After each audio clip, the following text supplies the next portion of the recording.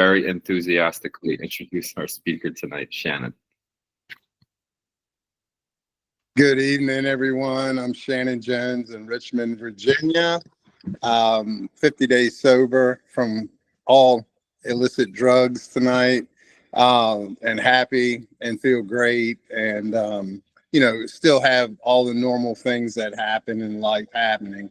But so I'm a little bit nervous. Y'all bear with me. And I'm old. I'm 56 and I can't see worth a shit. And I did make some notes. So I'm going to have to keep putting on these glasses to kind of refer back to my notes. But I'm just going to give you a little bit of history. So I grew up in Richmond, Virginia, product of divorced parents. Early in life, my dad left. So I think I was like 3 years old when that happened. And I had no idea, at that time what was going on. I remember thinking that my dad was getting locked up. Not quite sure where that came from at my early age of 2 to 3 years old. But my mom was a school teacher, pretty middle class family. I had a sister. We have some weird names. I think my parents were smoking weed in the 60s because my sister's name is Buffy and my name is Shannon. So it was, we got to hear a lot about that back in the day. So, being from divorced parents, my mom is hustling, doing her best just to try to raise a family. And she started dating another gentleman who she ended up marrying under pressure from my grandmother, about living together. So she married a guy who ended up physically abusing us. And that didn't take, it wasn't a long period of time, but it was a very, memorable. And it kind of scarred an early youth. She left him after, I think, about a year. And we moved, and I continued to I think it was like 4 or 5 years old when I started school in pre-kindergarten and then kindergarten. And I'll never forget feeling like, when that happened early in life, I tried to tell my mom it was happening and she didn't believe me at first. And I was kind of spent a lot of time alone in the woods, just trying to avoid being around the guy. And then she finally believed me, and we moved. And when we did move, I started school and, started being a little bit of a deviant, stealing stuff quite a bit, getting in trouble in school. And then I think, around the age of 8, I was identified as a good athlete in sports and started playing sports. And also, the school made me go to the talented and gifted program for a while before I, ended up, I just didn't feel like I fit in with that group of people. But anyway, at the age of 12, I'll never forget, I should have known at this age, I showed up at my mother's doorstep drunk because a girl in middle school didn't want to be my girlfriend. So my first reaction was to call my older sister and to get me some alcohol, and ended up getting drunk and being scraped up by an older friend's brother and brought home. So, at the age of 12, I'm at my mom's doorstep, drunk as a skunk. I'll never forget her making me go to school the next day as punishment. But I kept exhibiting, just deviant behavior, getting in trouble all the time. And what gave me cover was that I had good grades. So it was like, this kid is really fucking up, but he's got good grades. So we'll give him some grace. As I got older, around the age of 14, my drug use started escalating. I was smoking weed. I think I'd tried acid and shrooms and coke. Trigger warning, by the way. I'm a living trigger warning, so I apologize for any triggers that might come out of my mouth. So I did well in sports. I was a big kid. I think I was like 6'3" at the age of 14 and weighed about 210 and could run. And, I was getting a lot of looks from different sporting programs for baseball and football. By the age of 16, I'm still getting in trouble. I had 4 felonies by the age of 16 and was on probation from 16 until I left for college, actually. which was rough on my parents, rough on me. By the age of 18, I graduate high school. I've got scholarship offers. I initially signed with UNC to go to Chapel Hill and play football. When I got there, I couldn't smoke weed anymore, which was my drug of choice. So they started drug testing. So I started started drinking pretty heavily back then, which I was terrible at in high school. Every time, I think I only drank like 4 times in high school, and every single time I ended up throwing up, just wasted, couldn't control it, which, is a telltale sign of things to come for sure. But in college, couldn't smoke the weed anymore. So I started drinking heavily, getting in trouble again, playing football and scholarship. I was getting DUIs, getting locked up for smacking people at bars, just doing dumb shit, trying to be a ruffian. Let's see. In high school, let me back up just a minute. In high school, the only man that ever really kind of acted as a father figure to me, this is my mom's third husband. He ends up dying of an aneurysm at age 41. And that was kind of traumatic to me at the time. And I think it has probably a lot to do with me trying to want to numb out and moving forward in life. But so moving back to where I was, I'm in school playing football and scholarship, and I start getting DUIs. And, the coaches are ready to throw me off the team, and I begged my way back saying, hey, I need help. Don't put me off the team. I don't have anywhere to go. I can't even get in the military. I've got trouble in my history. And so he ended up letting me stay back on the team. And, the deal was if I were to be good for a semester, I could move back in with the football team, and everything would be fine. Well, he ends up dying, the coach, Joe Morrison, and this is after I had transferred to USC. So he dies. The new coach from Appalachian State doesn't know the deal. So I have to go beg my way back on the team again. And not less than probably 3 months after him accepting me back, I get in trouble again and make the newspaper for getting into a fist fight in a bar down in 5 Points, South Carolina. So, it's just, I was always in trouble, but I was getting shade from sports, from good grades. And it didn't serve me well at all. It's kind of moving forward. I ended up having back surgery from playing football, and that's when the opiates came into my life at about age 18. The doctors were prescribing just copious amounts of pain medication, and I knew right then and there that was truly my love over the alcohol, the weed, and everything else. I just absolutely loved the way that opiates felt. And while I was in school at South Carolina playing football, I ended up dating Senator Strom Thurmond's daughter for 4 years. So she and I'm dating. It actually gave me more cover for my shitty behavior.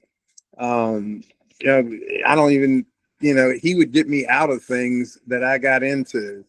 But and part of my history is, a lot of trauma with people passing. First my stepfather passed, the man who I absolutely adored, and then my coach, at USC dies, and then after about 4 years, Senator Thurmond, my about to be fiance, walks out of my apartment one night and gets hit by a drunk driver and killed right in front of my apartment at 5 Points, which is the bar district in South Carolina.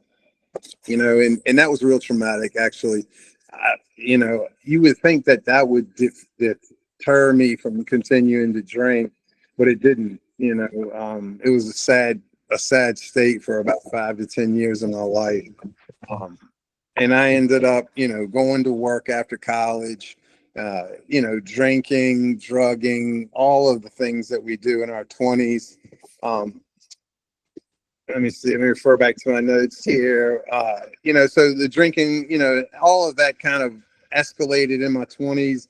Moving into my 30s, I moved down to Atlanta for a job, and the use of everything increased. Atlanta's a city that never sleeps, and somehow I got into using coke down there, which became a really big problem. I was able to keep my job, and kind of, I don't know how you responsibly use coke, but somehow kept my job, and the addiction just kept escalating on that. And I knew that I was in trouble and I needed to get the hell out of Atlanta. So I did, moved back home to Richmond. Um, Once I get back to Richmond, I quit using the coke, and I'm just drinking. I end up getting more DUIs. I mean, I don't know how I have a license. I have 5 DUIs in a lifetime, and I think basically I got lucky that it was in 4 states, but the fourth and fifth one were in Virginia when I got home, and I ended up having to do 30 days because they actually reciprocated at this time. So they didn't know about the other states, but they knew about Virginia. So that kind of, made me take a hard look at my drinking. I entered into Alcoholics Anonymous, and I've been sober since August the 1st of 2014. So now I'm in my 50s. I mean, in my 40s. I'm not drinking, but I've been, using opiates for probably about 10 years at this point. And I quit using opiates and drinking on the same day, August 1st of 2014. And I didn't mention the part about getting married at 40, having a kid. Um, and, that ended up, my drug use just, wore her down. She left. So now I'm divorced at 45. I'm finally sober from alcohol and drugs due to being divorced, and meet my new wife. I got really kind of lucky that I met my current wife about 4 months after my wife left. So I'm with her. I'm sober. She's not sober yet, and ends up getting her 4th DUI after I'm sober for a year, and goes to prison for a year and 8 months. She got sentenced to 5 years. They gave her 3. No, they suspended 3, and she had to serve 2. She did 1 year and 8 months with good behavior and got out. I waited for her to get out. We get back together and get married and have a kid. Wait a minute, I'm going too fast. You can tell I'm nervous. Anyway, she gets out, and I'm using Kratom by this time, and she finds out about it. So Kratom is about, and when I'm 45, 46 years ago, 45 years old, 45 or 46, which is about 10 years ago. So I started using Kratom off and on. And this is where the Kratom story comes in. I'm clean from opiates, thinking that Kratom is this natural supplement that, I'm going to AA thinking I'm sober, just taking this herbal supplement. No one knows about it. It's kind of a secret other than my wife. She introduced it to me actually and said that it would help me, with any potential cravings I would have. So I started using Kratom off and on, and then it becomes a daily thing. And everyone knows how it escalates. And I'm doing okay. I'm thriving at work, using Kratom powder mostly for the first, 4 or 5 years. And then that starts escalating into using it all day, every day. I think I had a period one time where I did this. I felt like it was becoming a problem. So I said, all right, let's taper. I didn't even know what the word meant. I just knew that it was probably smart to reduce the dose. So I start tapering down, and over the course of like a month, I get down to like 1 pill a day, 1 capsule. And I get to that day, and I'm like, it's the last day. And I'm like, all right, I did it. And the following day, I picked up about a handful of capsules and just said, all right, I did it. I made it. And just, it took off to the races again. It was like, it didn't even happen. And then, 3 or 4 years later, so I guess this is like year 7 in the Kratom use, I started using, more frequently. And I noticed that I was waking up in the middle of the night sweating really bad. And I'm not correlating what it is, like that I'm truly addicted to Kratom. And, over time, I'm like, let's try to stop this again. And I got really sick. And that was probably 7 years deep in the kratom use that I realized this is an addictive drug and I am addicted. Um, so I just kind of conceded to the fact that I was going to take kratom forever, and just, wasn't really having negative consequences in my life other than my wife didn't particularly like it. She kind of, gave up arguing with me about it or trying to get me to stop. And then, it got to the point where the extracts came in, the shots, and I started with those, and my wife went off the chain about it. You're not the same person when you take those. And it was sporadic at first. And then in the last 2 years, I started taking them more and more frequently, probably like two or three each week. Then it moved up to a couple a day. Then 7OH came on the scene about probably 8 months ago, for me at least. And that's when things got really dark. I was using 7OH. I couldn't even face my wife. I would come home and just go out in the yard and do yard work until I felt, somewhat normal, and then would come inside and, it was just tearing our relationship apart. And then my wife decides that, 12 months ago that she wants to have a kid. She had never had children. So we have a kid May 15th. And I am trying my hardest to get off of this shit, and had a few days, like 15 days right before she was born, off of 7OH, and then would relapse for a couple of days. The whole time I'm taking capsules. And it just, I don't know. I knew that I had to quit. I was at a point I remember right after my daughter was born, I had used 7OH a couple of times, and in a row, 2 days in a row. And I was sitting, in a quiet moment, everyone's asleep in the living room, thinking, this is what my life has come to. I am no good to my family, my friends. I'm isolated. The only people in my life are my wife and my daughter. My son is 17 and he's doing his thing. I don't see him much because he stays with his mother. She's has no rules and doesn't really parent.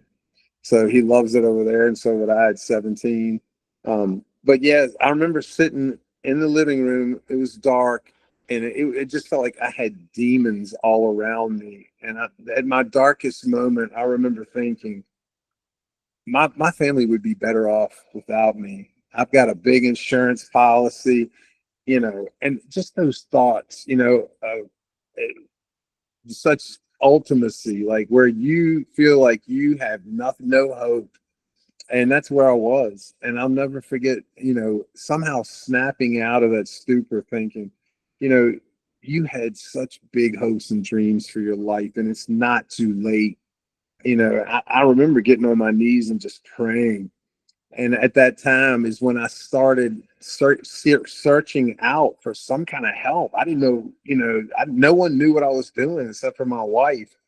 And I stumbled across, I think I just Googled, quick kratom, and came across, I think first it was the podcasts.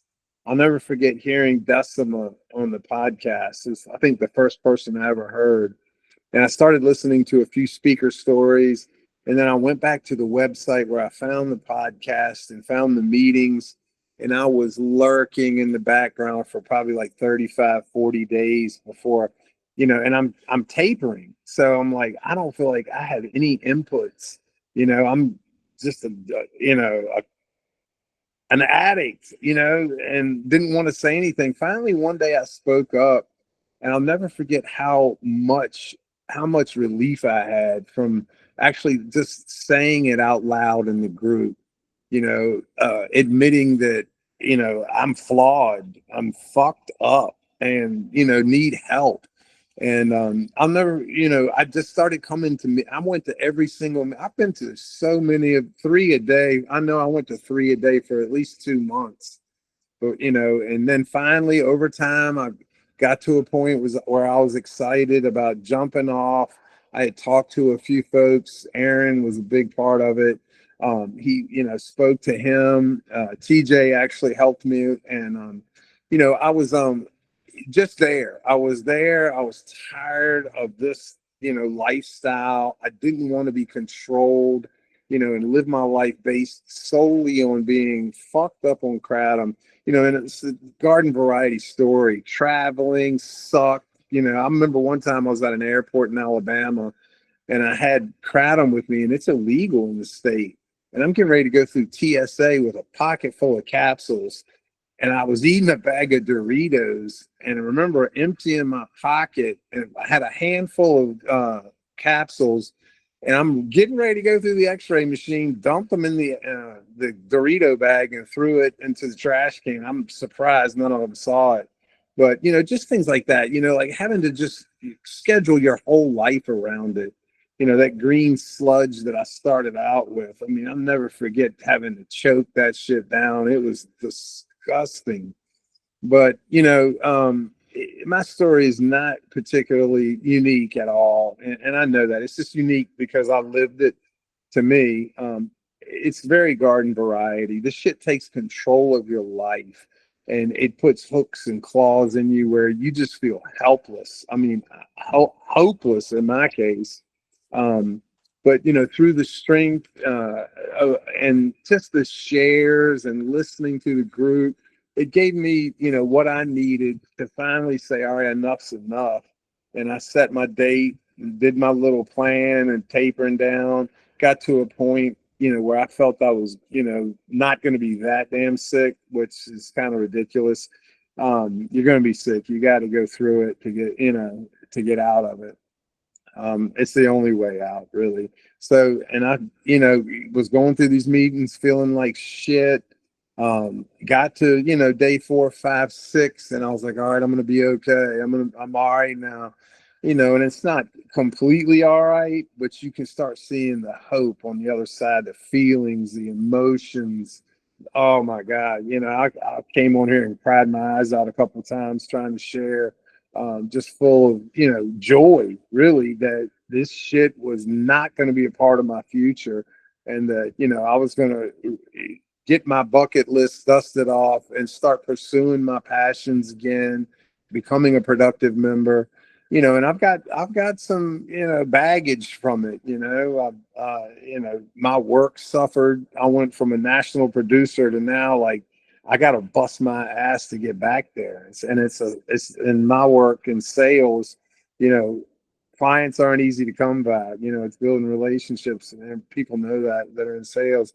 But yeah, so I mean, I'm still got baggage that I'm and damage that I'm cleaning up.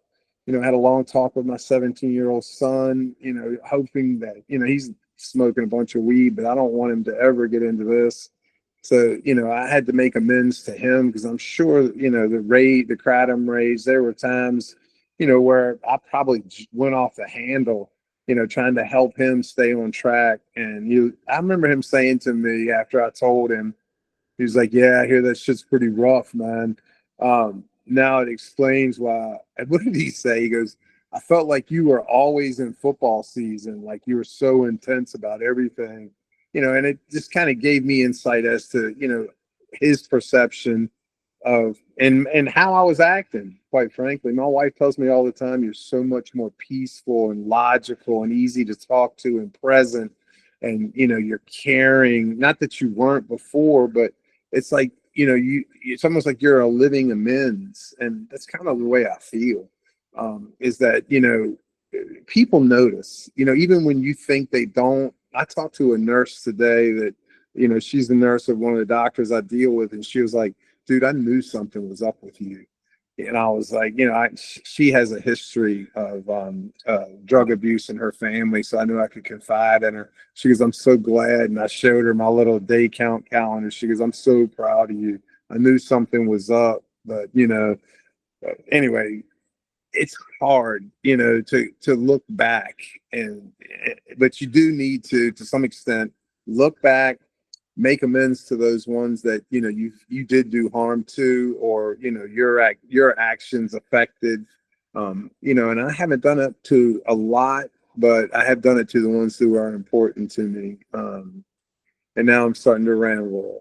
Where are we at, Matt? Somebody give me a time count. Am I going too long? I feel like I'm talking too much. Oh, you're good, man. Yeah, but it's just like, after being sober from alcohol for a long stretch, and never thought I could do that really. I just thought I was in the clear. And I hear that story quite a bit in these meetings is that, there's a lot of folks who alcohol was their first, fuck up and then they got clean. And then all of a sudden Kratom comes on the scene and it's like, oh, natural, it gives everybody cover. You can do this, and that's that feeling that you were looking for with whatever other drugs that you used in the past and got clean from. This natural substance, it gives you that feeling, and you can escape the reality, or change your mood and emotions, and then you end up fucking hooked on it, and it's worse than anything else. I mean, it was worse than getting off opiates. It was harder than getting off of alcohol and coke. I mean, all of it. It's just because of, in my opinion, it's kind of like nicotine. It's cheap, it's available, and it's on every fucking street corner. And it's not illegal. So it's like it makes it harder to come off of. And you can keep it secret for the most part. People don't need to know your damn business.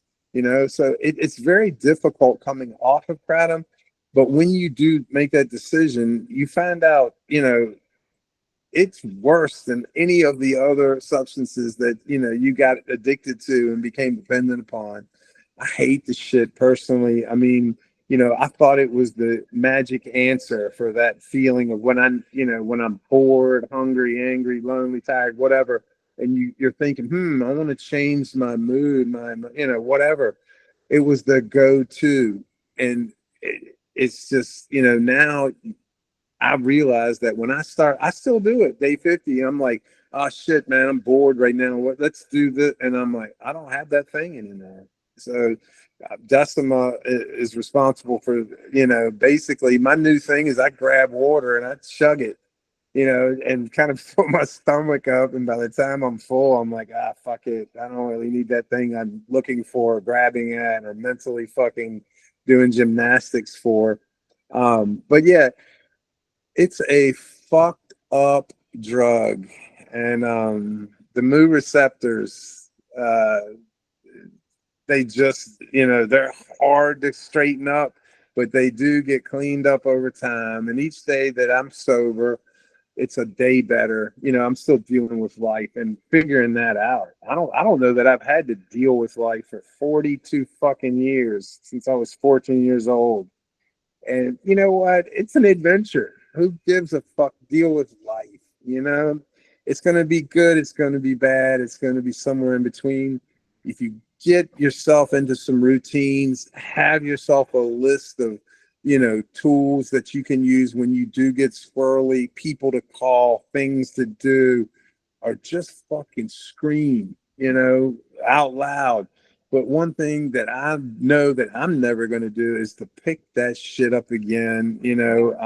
Hopefully someone who's younger than me will realize I don't want to be like that fucked up old dude and having wasted a lot of time, using shit. Think of all the money that I could have had in my 401k. It's just, it's fucked up. It really is. And hopefully someone can resonate. And I know I'm all over the place. My ADHD's kicking in and I'm trying to avoid taking those meds. But yeah, hopefully someone was able to resonate. And really, that's about all I got. But thank y'all for letting me share. It was very cathartic to throw that out there. I don't think I've ever done that before. All of it all at once. My wife's heard bits and pieces over time, but to spend this much time throwing it out there. Thank y'all for listening. Hopefully it had some sort of continuity and chronology to it, but it's all out of love. Hopefully someone learned something and resonate. And I love you guys. And I just thank you to everyone who has shared on here. The ones that didn't want to share, that did. That's usually the ones that, really touch my soul the most and help me heal as well. So, we can do this together. And that's the beauty of it, is that this space is the only space I've ever found where, people understand, I mean, it's not AA, all of that stuff is good. It gives you good basis, but this community is amazing. And thank you all. I love y'all. That's it.